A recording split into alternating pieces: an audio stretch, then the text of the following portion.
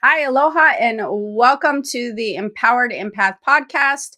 My name is Jennifer O'Neill. And I'm Michelle Schneider. And I just want to take this moment to remind everybody that before we jump into the topic today, if you like today's podcast, to please like the video. If you have any questions that come up during it, be sure to leave those in the comments. And as always, make sure that you're subscribed and click the notification bell so you do not miss any future podcasts. Yes, that's very, very important. And as always, we do read the comments. So that's going to be important if you're wanting to talk to us about anything and that sort of thing. So we're going to talk a little bit about empath health. And actually, that works perfectly into my week with energy report as well. But it works perfectly into my week because I am currently in the process of writing an empath book that I thought was going to be one, but it got so large it turned into two. And then I was like, why is this taking me so long to write? And my son was like, well, how long does it normally take you to write? And I'm like, 3 weeks. And he goes, that's absurd. It is absurd. You got to cut yourself some slack because not everybody writes a book. Nobody writes a book that fast. I know. I know. And I don't know why that I just have these high expectations for myself. But to be fair, I have written books in the past in 3 weeks, 4 weeks maximum. However, I have way more clients right now than I had then. So there's that. I have a lot of mentorship clients right now. And so I'm kind of juggling between the two. So, oh, if you're interested in looking into that or any of the stuff that I do as far as readings, any of that, just make sure you go to the keys to the spirit world, not the keys to the spiritworld.com. And that's where all my information on that stuff is. But yes, so I've been very filled with clients. And when I started writing, and this is just, law of attraction manifesting, I guess, on accident. I told my husband I'm going to probably, I'm not really going to take on any more mentorship clients at this time. I'm just going to focus on writing.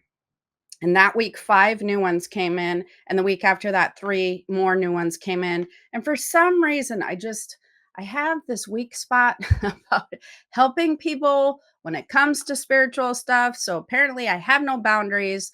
And I just took the clients anyways. Well, I'm the same way because I Right. mean, every time I'm like, okay, for real this time, no more marketing clients. I'm done. And then I'll get somebody that will email me the next day being like, "Oh, we really want to work with you." Yes. Yes, you just did that too after I did.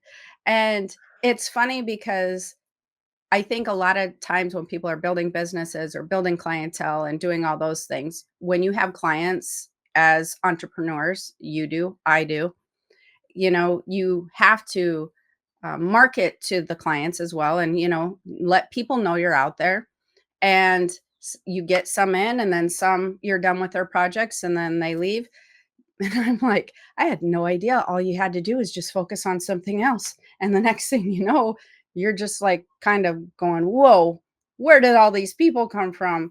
So that was a really good manifestation trick is say you're not going to do it just like you Yeah. did. You did the same thing. It's happened to both of us. It's crazy.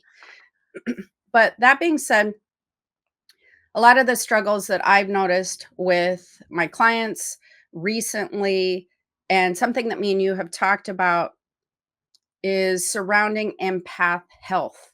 And I have a lot to say about this because a lot of this is in my book as well, except for it's in a lot more detail and would take many, many hours.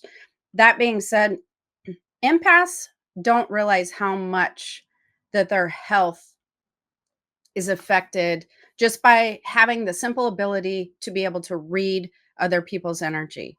And I would like to back up a second because I feel like a lot of people do not quite understand what an empath is. I feel like that is a term that has been thrown around now so generically that people are kind of confused about the definition of being an empath and what it actually means because there's a lot more to this ability than oh, I can feel if somebody's sad. I can feel if somebody's, depressed or happy or whatever.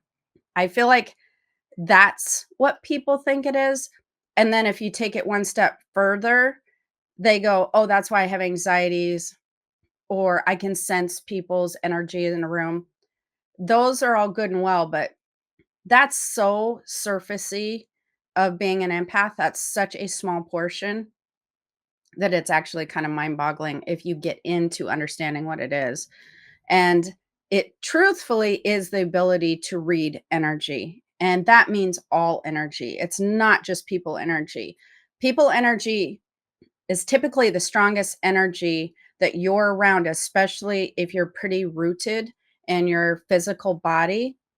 That's the thing that's going to be the strongest and is going to bring your awareness to the surface the most. But you do have the ability as an empath to read all energies, astral energy, nature stuff, earth energy, any energy at all. Well, everything in existence is made of energy. So now you can see, if you think about it in those terms, it's not just people energy, but you literally have the ability to read and be sensitive to all energies, which means basically everything that you're surrounded by in existence, period. That alone is super overwhelming. So it's pretty understandable that it affects your health and or can affect your health. So it's pretty understandable that empaths get overwhelmed, they have anxieties and that sort of thing. What I think a big mistake is they do focus it more towards people and they don't realize that there's, a lot more to it.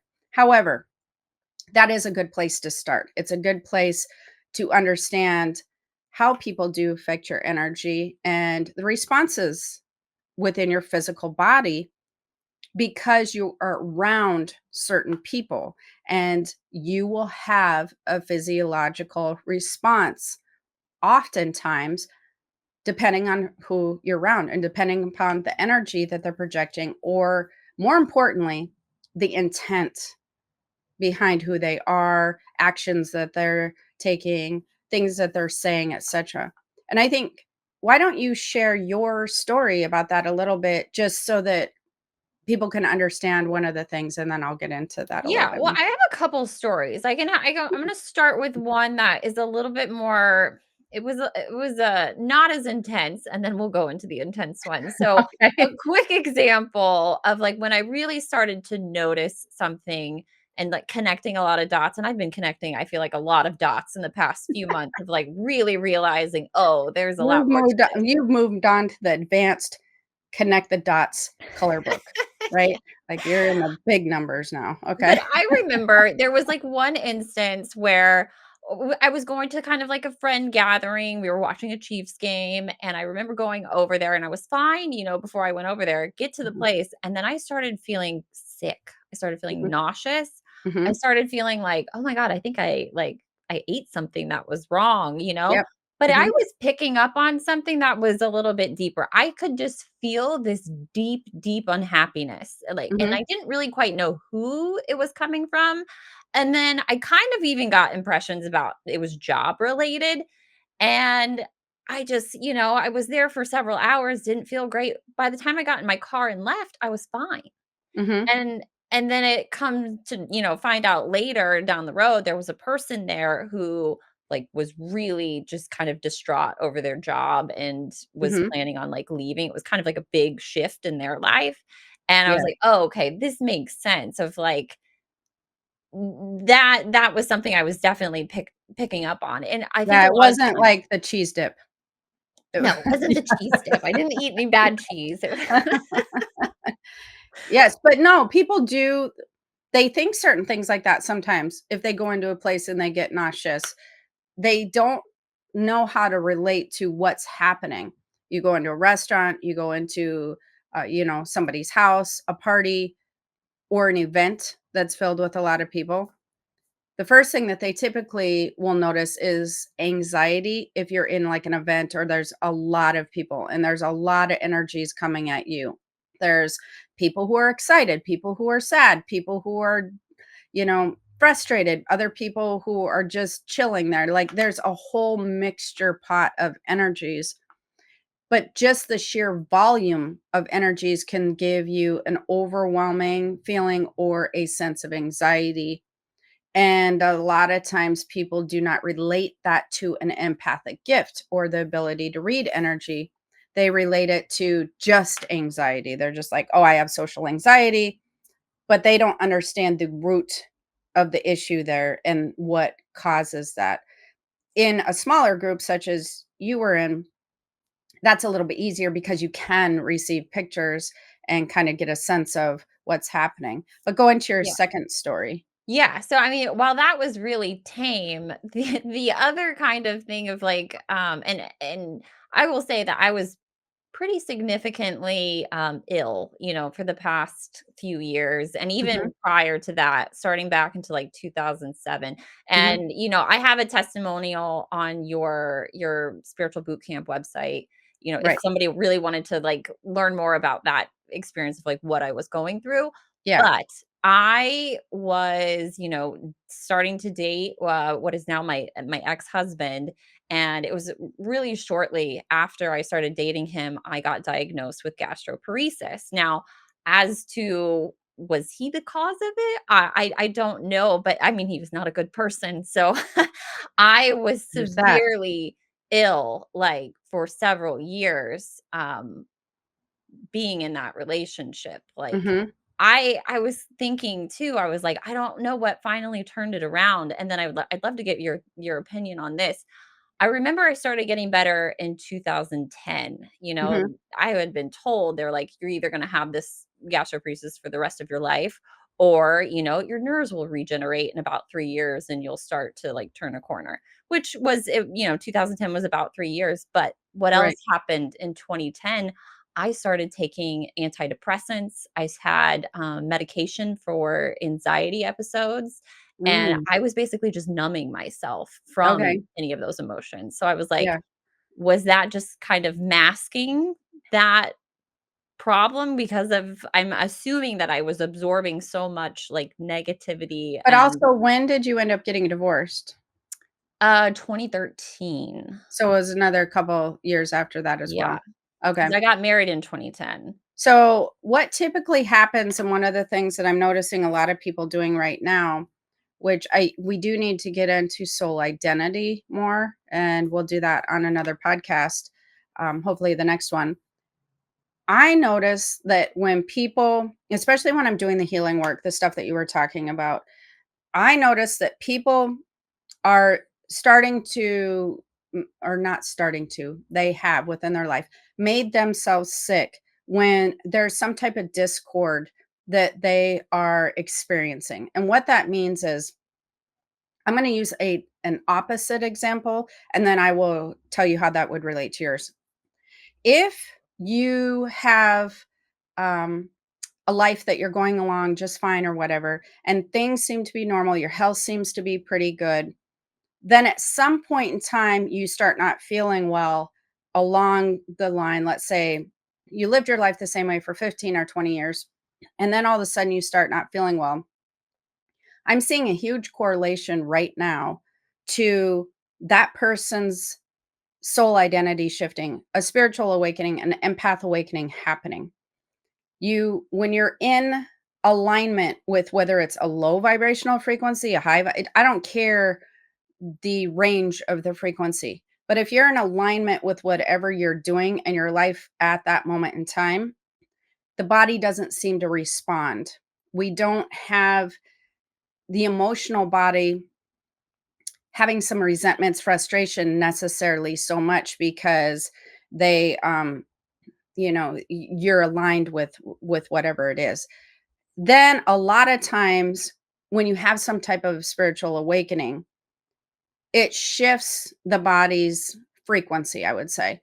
And when that body's frequency shifts and they are no longer in alignment with the energy of the relationship or their job or anything like that, the body then will start to respond. And the reason that I'm bringing this particular thing up is because I've been seeing a lot of clients and noticing it quite a bit lately within my healings, where everybody was just going along just fine. And then all of a sudden, they hit a curb of some type of physical health issue.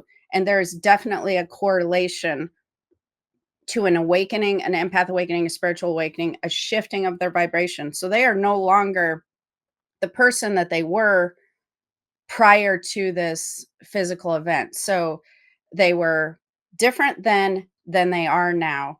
And when those two frequencies kind of collide in a sense, your frequency shifted, maybe it shifted to a higher place, because that's what I'm noticing is people who have went from a lower vibrational frequency to a higher one, they start noticing some physical issues sometimes, just because their life that they've built for themselves no longer matches their frequency.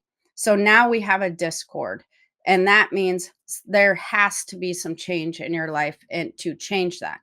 Now, when I look at it from a healing perspective on what you were talking about, that would be more along the lines of you are experiencing discord within the relationship early on. Yeah. So something within your vibrational frequency, or even just deep down, you knew that there was some issues with the relationship. Something within your being, your intuitive senses, the red flags, they were going off, but your brain's like, yeah, no, no, no, we're good. You know, he's XYZ, or justifying things somehow. That's what the brain does. It typically tries to justify if you're stubbornly moving forward, regardless of what the body's doing. So then it would continue to react. Then later on, yes, antidepressants and things like that, it will numb your frequency, I guess I would say. It numbs your alignment somewhat. Now, I'm not against, let's just be really clear. I'm not against antidepressants. I'm not against anti-anxiety medication. I think that that can work incredibly well for people. My assumption, though, is at some point during that time, you had just sort of given up your stronger frequency that you had before then. And so you just gave in to the dominant frequency that was basically trying to consume you. And so when you give into that, like even if you're in a toxic relationship and you're just like, whatever, this is going to be my life now, there's a way that your body can give into that and sort of align with toxic frequency and toxic energy. And you're no longer having this crash of two different frequencies and the discord, because you're just like, you sort of give up emotionally and mentally. You're just like, it is what it is. I'm not fighting against this anymore. So that would be my guess as to how that happened, if that makes sense. Does that make Yeah, sense? it does. Yeah, I mean, Okay. I was a pretty dark place, you know. I really was just kind of at a place where I wanted just to give up Yeah. completely. But Well, there you go, and that makes sense because your resistance just went completely down. You aligned with whatever energy was around at the time. Um, then there's the part about just being able to feel that other person's emotions too, which also will affect you on a physical level. So it's kind of a double whammy, and either way, they're not good. So whether you are around somebody who is terrible as far as emotional intent and how that they're treating you, or your internal being is just like, there's so many things wrong with this, I can't even get them all to you in this moment. Either way, it doesn't matter, because it's affecting your emotional body and your physical body. yeah. I know that people who knew me when I was younger, and there was a time that I had stopped talking to my mom for a long period of time. It had gotten to the point where, because of my empath abilities, I was sick to my stomach anytime I had contact with her, like severely. I had gone to several doctors. This was also the time that I started learning about who was affecting me, when it got worse, how to navigate through your health as an empath. And this was a very important time frame for me, which all this stuff is in the books that I'm writing. So you'll be able to hear and see all of that information that you can then correlate to your life. It's not my story, it's what I did. So it's a very informative book on empathic health and whatnot. So I had to not talk to her anymore, not have contact with her anymore. And when you do that with somebody who's in your family or that your family wants to see you with, like maybe a spouse or a loved one or whatever, it doesn't go well. People in the family do not like that. They just lose their friggin' mind. And this is something that you need to consider because, first of all, everybody's personalities are different. So if somebody has this effect on you that causes an actual physical response within your emotional body, which then goes into your physical body, to where you know that it is affecting your health because of either toxicity or their intention or whatever that may be. You have to make your own decision based upon your personal relationship with that person. It is mind-boggling to me how much that people who have been friends for a really long time or they're blood related, how much that the people in your life will really try to force you down that path of keeping those people in your life because it makes them comfortable. And the situation with that is those people might be entirely different people that they don't have near the same effect on, especially if they're not an empath. And that is something that just empaths need to accept and or be aware of, because if there's somebody in your life that you feel like makes you not feel well for any of those reasons that we talked about, and everybody else is going, yeah, but it's your so and so, there's blood related whatever, those people are probably not empaths, and or they have a very different personality. So I'm like, you just go ahead, you go ahead and hang out with them all you want to. I'm not trying to, have you not have a relationship with these people. I'm literally trying to save myself. So it's really interesting. People lost their mind when I stopped speaking with my mother. Literally lost their mind. It was the most bizarre experience. And it went on for years, not just the first year. 10 years later, I had people going, why wouldn't you talk to her? And I'm thinking, are you kidding me right now? Like, but I knew that they didn't have the full answer, and I knew that they didn't know what had gone on, and I wasn't the person to talk so much stuff. I just would say, "It's not healthy for me." And that's what you can tell people. It's not healthy for you. And you really need to be able to monitor your own relationships, whether they're friends, family, whatever. But you were gonna go into the next story. Yeah, so I think where all of the dots really started to connect was my recent relationship that I was in. I Mhm. was dating somebody, and I will say that my health was a little rocky before I started dating him. There were a lot of things that were going on in my life. Very stressed out. My dog was kind of at the end of his road. It was like Yes. every single day I was like watching him die slowly. It was hard stuff that I Yeah. was going through. So then, I'm starting to date this new guy, which I'm really excited about. I liked him so much. And it was just weird because there were things that I just could feel when I was around him. Like it was anxiety on a whole new level that I've Mhm. never felt before. And, like, to the point where I could not eat food in front of him. As bizarre as that was, and I couldn't understand it. I was like, I could go eat lunch with anybody else and be just Yep. fine. Yep. The minute that I got in front of him, I wanted to vomit. It wasn't just a I'm not hungry, don't wanna eat. It's like Mhm. 10 seconds away from I'm going to vomit. There was a time that I actually did get sick, in front of him, Wonderful. but it was so frustrating, and of course, I'm, like, completely internalizing this on myself and being like, "What is wrong with me? Mhm. Why why am I sick again?" It didn't make any sense to me, and it was, like, Right. so frustrating. And, it finally I ended the relationship, but I will say that it took maybe like 1 or 2 months after I ended it, Mhm, I have 0 problems now. Like, for the mhm. first time in a very, very long time, I feel completely normal. I feel healthy, I feel good, and I think this is where the dots started to connect because Connect, I'm like, yes. "Oh my god, I think he was actually kind of contributing to my illness." You think? I Did think. you really just say, "I think"?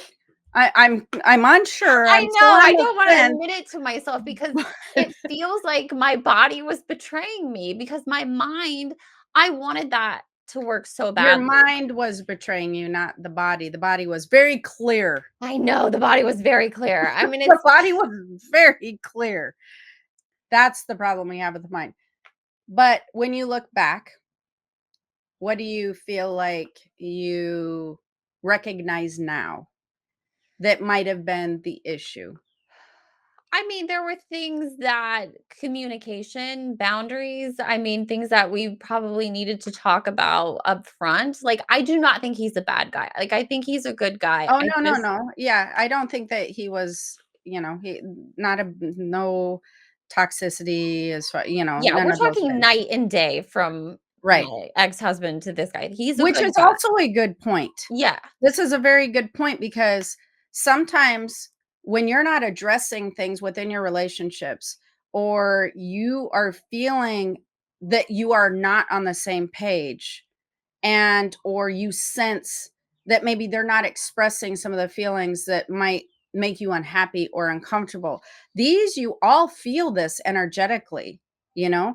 If someone's staying silent about, like, maybe they want out of the relationship or maybe they're second guessing it, but they don't want to have that conversation because they don't want to rock the boat.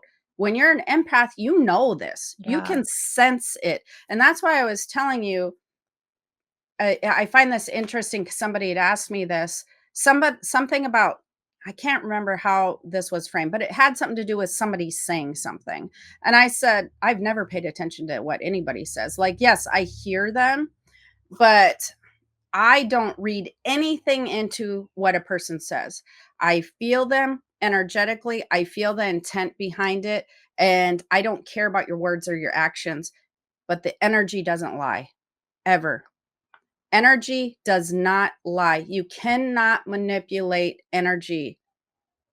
As an empathic person, if I was to walk into a room and try to fake my energy, yeah, forget about it. You're never going to be able to do that. Can you fake a smile? Yes. Can you fake conversation? 100%. In fact, I feel like people grow up learning how to do this to please other people, to please teachers, to please your parents, then to please loved ones. You do not want to upset anybody. So you learn to manipulate the visuals. You learn to manipulate the verbal, the audio, but you cannot manipulate the energy. Your energy doesn't lie. That is also why people have a hard time with manifestation, is because energy doesn't lie. So you can tell yourself, or when you're thinking about, no, I'm in alignment with this, or I'm happy where I'm at, or I really am just completely letting go of this, and your energy says something else.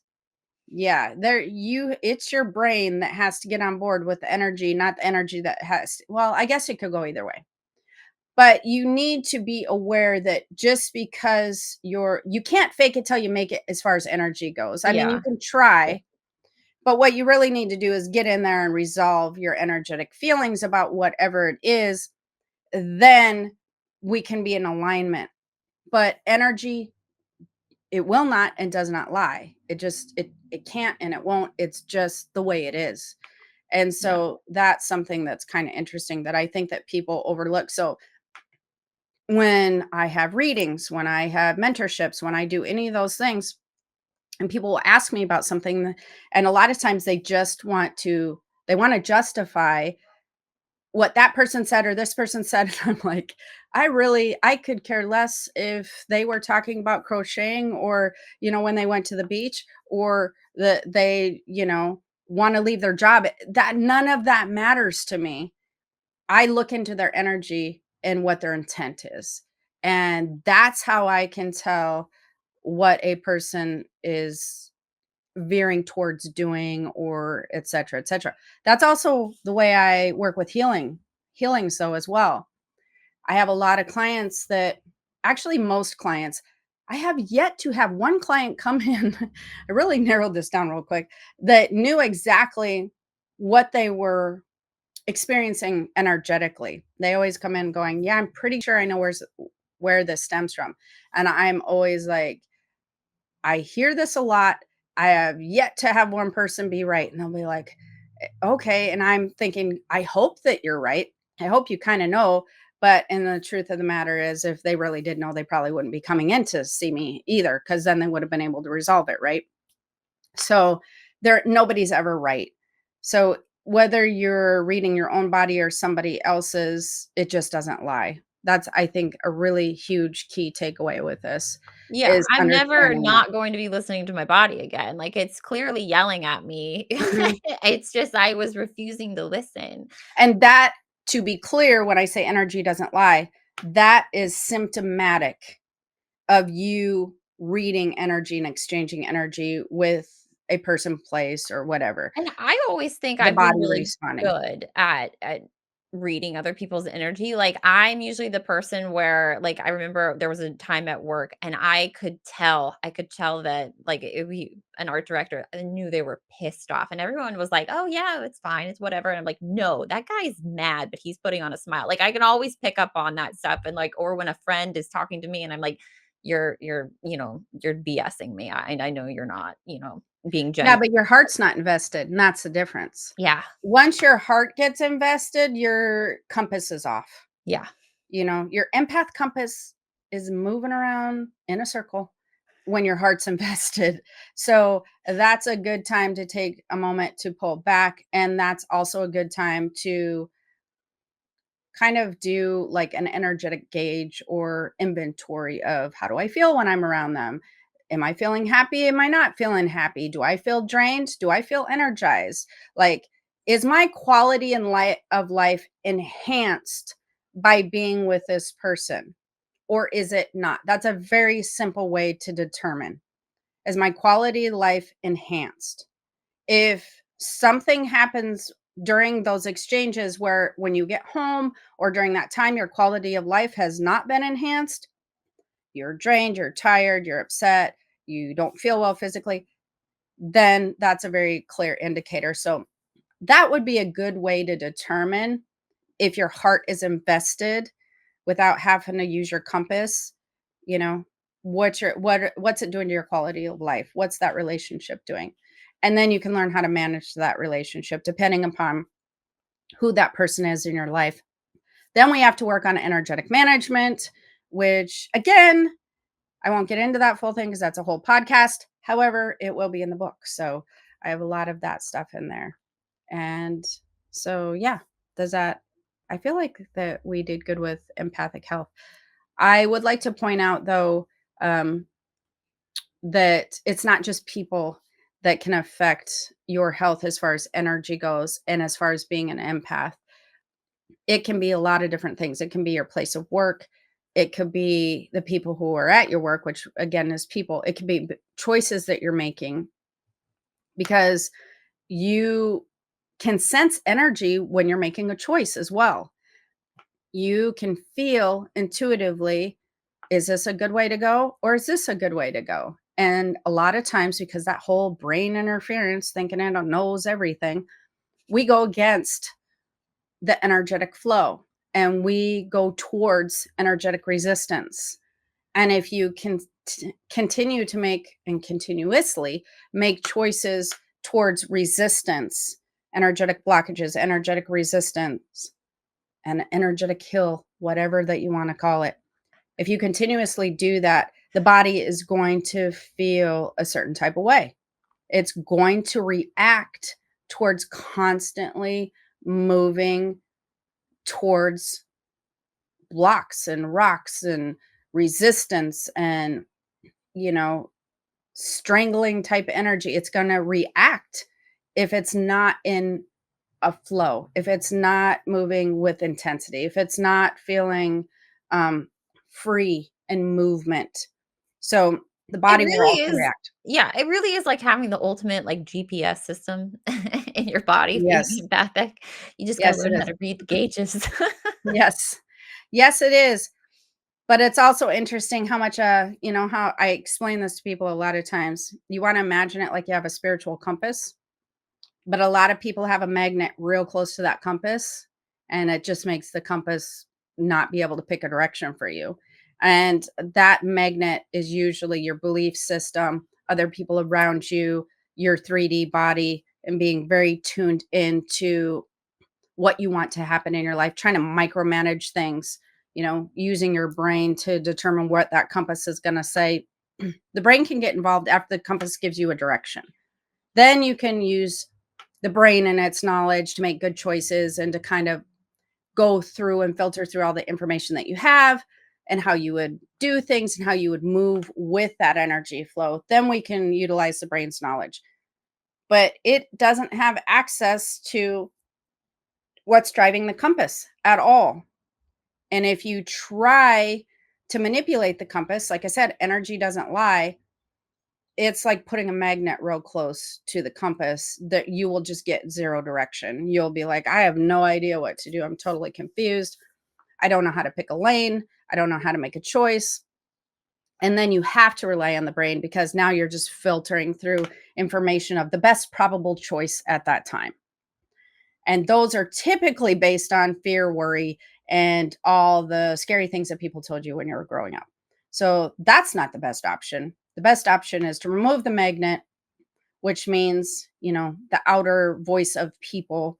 It means the brain and all of its knowledge. It means not being around people that their energetic is really going to mess with you. Their desires are going to mess with you. Fear and worry, that'll just break your compass. Like, yeah.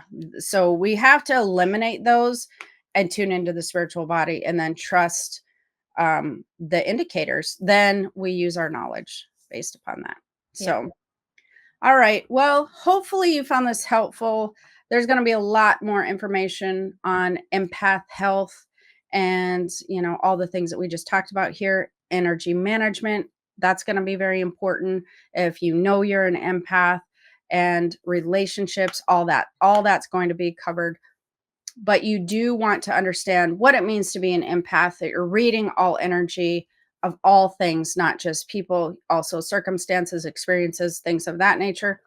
And also, if your body is starting to react some type of way within any type of relationship, look for a pattern, watch for that. That's one indicator, because you're going to notice there are typically patterns that will emerge. If that's somebody that you're living with, that's a little bit more difficult. So then you're going to want to sort through that on, is this enhancing my quality of life or is it hindering my quality of life? And that would be a way to start navigating through that. But all health issues, most all, well, I just want to say typically, I'll just stick with most all health issues will stem from the emotional body. And as empaths, there's a lot going on in our emotional body. So we have to really pay attention to what's happening there. Other people who are not as sensitive with their emotional body, they're not going to have such extreme reactions within the physical body, within their energetic environment. So that's something to know. But like I said, once I get that empath book out, I will let you know, but watch for it because it's going to hold a lot of good information. So until next time, do you want to give a Yeah, just a reminder? quick reminder to if you like today's podcast to please like the video and leave your questions in the comments and make sure that you're subscribed so that you don't miss the next one. Yes, and if you're an empath, comment below. We would like to see how many empaths are out there. Definitely comment below and let us know. Just put empath, and we will see who's out there, who's an empath. All right. Until next time, have the most amazing day. Aloha. Bye. Bye.